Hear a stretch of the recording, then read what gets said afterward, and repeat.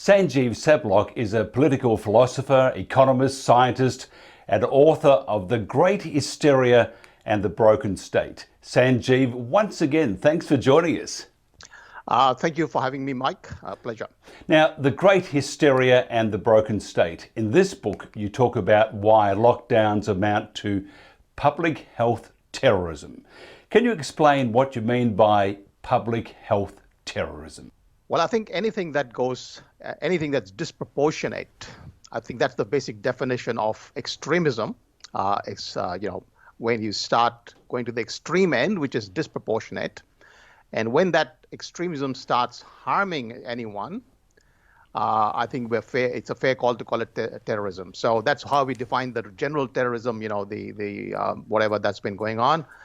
But in this particular case, public health has a long history of excesses. I've documented that in my complaint to the International Criminal Court, which came out much after this book. So this book was finished on the 3rd of October.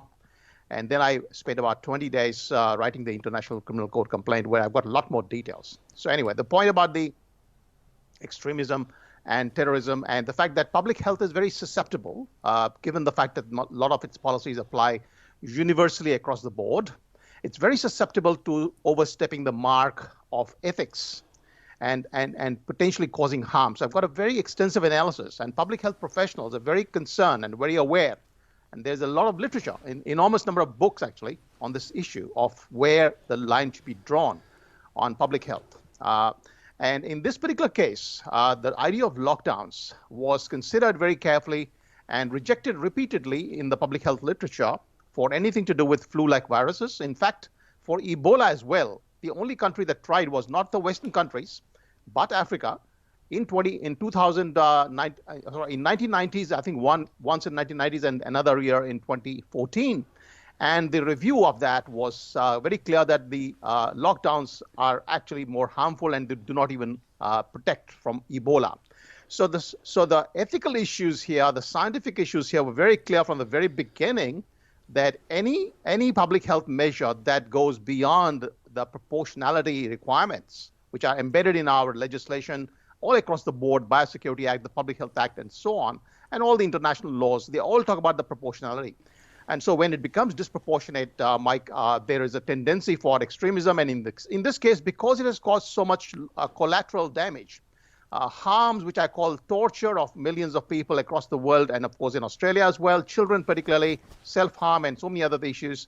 In addition, it's caused so many other deaths due to the lockdowns, and that's coming out. The data is very prolific, it's everywhere now, conclusive proofs that lockdowns actually kill and they'd save absolutely nobody. With that acknowledgement that the approach has been totally wrong, what do you see happening in Australia with successive waves of coronaviruses and maybe another pandemic?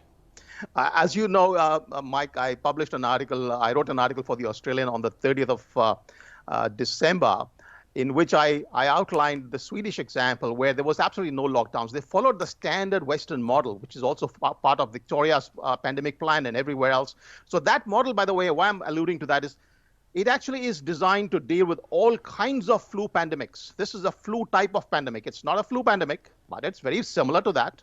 And for these pandemics, there are certain things that do not work, like contact tracing, like quarantines and so on. They just cannot work. And so there is a kind of a long history, theory and science behind dealing with these things. And so I don't know, but I'm 61 years old. I've never heard of this idea of lockdowns and border closures anywhere in my whole life, okay? So this is totally unprecedented, and I have demonstrated it repeatedly. A lot of other people have demonstrated repeatedly. This is completely unprecedented. Now, the problem with that, however, as you rightly say, is that now this sets a precedent, okay? And unless the people fight back, and I can guarantee that none of the politicians are going to, fight back here. The Labour Party and Liberal Party in Australia, and also in most other parts of the world, they're major parties who actually fell into the trap. They're not going to say they're wrong. It's not human nature. So the only thing that's going to happen is people like me, and maybe like you and others. I don't know. I'm hoping everybody speaks out. Raising a voice of concern and saying this is not the way we are supposed to deal with these things. Let's get back to the original science that we are part of in the Western civilization. And so that's where the risk is. The risk is very huge now, that this is going to happen again and again for every small thing. And by the way, the Swedish example I say because the data are very clear. this is barely a little bit worse than a bad flu. It is a little bit less than the Hong Kong flu. Okay, so it's nowhere near the Spanish flu. It would have needed to be about roughly around, I would say, about 80 times or 50 to 80 times more, or even 100 times bigger in terms of the magnitude in order to become Spanish flu. But till November, I remember the last I read, these guys in Australia were calling this a Spanish flu. So we've got this hysterical creation of a panic among the population, which has led to this very difficult situation where the politicians aren't going to get out of it. The people are completely hysterical. So we have a risk that Australia is going to be completely, in trouble in the future. This is going to set a very bad example, unfortunately, Mike. You're very outspoken. We know what happens to those that are outspoken and that don't go along the narrative of what's been said in mainstream media and with big tech, in fact, and with social media. Have you experienced any censorship of your views? Absolutely. This has been quite a bit of a shock for me, because I actually am very much used to speaking my mind, particularly, now that I was a free man. And the LinkedIn, by the way, completely banned me for raising matters which are well documented, completely well cited, information, and they banned me completely. They've completely eliminated me from LinkedIn. Facebook banned me a couple of times, and so I've stopped using Facebook. Twitter has banned me once. In addition, of course, the Australian Financial Review asked me to write an article on the quarantines of Victoria. And then I actually said something, because these guys, by the way, the Fin Review has been supporting the quarantines. All that they've been saying is the quarantines are done badly. In my article, I said, actually, the quarantines itself are a bad idea. And that article will be published by The Spectator very shortly. But unfortunately, the Fin Review, which actually asked me for that article, did not publish that article. So now we see here that people are unwilling, and I can actually cite another couple of articles, which I will not at this point, but I sense a bit of censorship. Channel 7 is a very clear example. They took my interview after on the 17th of September, and they canned it completely. And they did a Good Morning show later on, but that is all they did. And the main thing they did is they took 1 hour of my time on the 17th of September, and that never came out. So there has been significant amount of censorship. However, in this modern day and world, modern day age, we do have conversations like the one I'm having right now, and the information is going out slowly and steadily. Until we get taken off. Also, free speech. It's not a luxury, it's a right.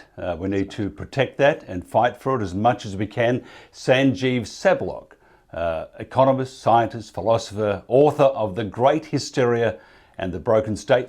Before we go, where can we get your book? Where can we get your book? Where haven't you been banned? This book is, of course, available widely on Amazon and many other bookstores. So, anyone can search on the internet. So it's a Kindle edition as well as the hard copy, the one I showed you just now. Yeah, so the book is, I still hold on to almost every word I said in the book. And almost every word I said has actually come true. All my predictions about, so-called second waves and other things. You can actually go through that and see that I've been pretty much spot on. And that was October. But since then, I've written a hell of a lot more. And right now, I'll be writing a couple of other books. One, and they're not for printing and so on. They'll be in the public domain forever. One is a book called Pandemic of Pandemic Hysterias. Because this is not the first such hysteria, Mike. There have been others in the past, much smaller scale, but there have been plenty of them. And so, the avian flu, the swine flu, and so on. So there have been examples where the World Health Organization has come out with massive numbers, like 150 million people will die and whatnot, and of course, nothing happened. So we see this hysterical thing happening again and again. So I need to write some more material on that. My supplementary submission to the International Criminal Court, the ICC complaint was 150 pages long, very extensive, and I want to write another 150 pages or more on supplementary material, which I've been collecting. So yeah, there's a lot of material I've been writing, which is in the free public domain. This book, unfortunately, have to be purchased at the moment. I hope it'll be pirated at some stage, and then people can take it for free. Because I really don't care for the money here. I'm here for the communication of the message, Mike. But the publisher has to survive, so please do buy the book, actually.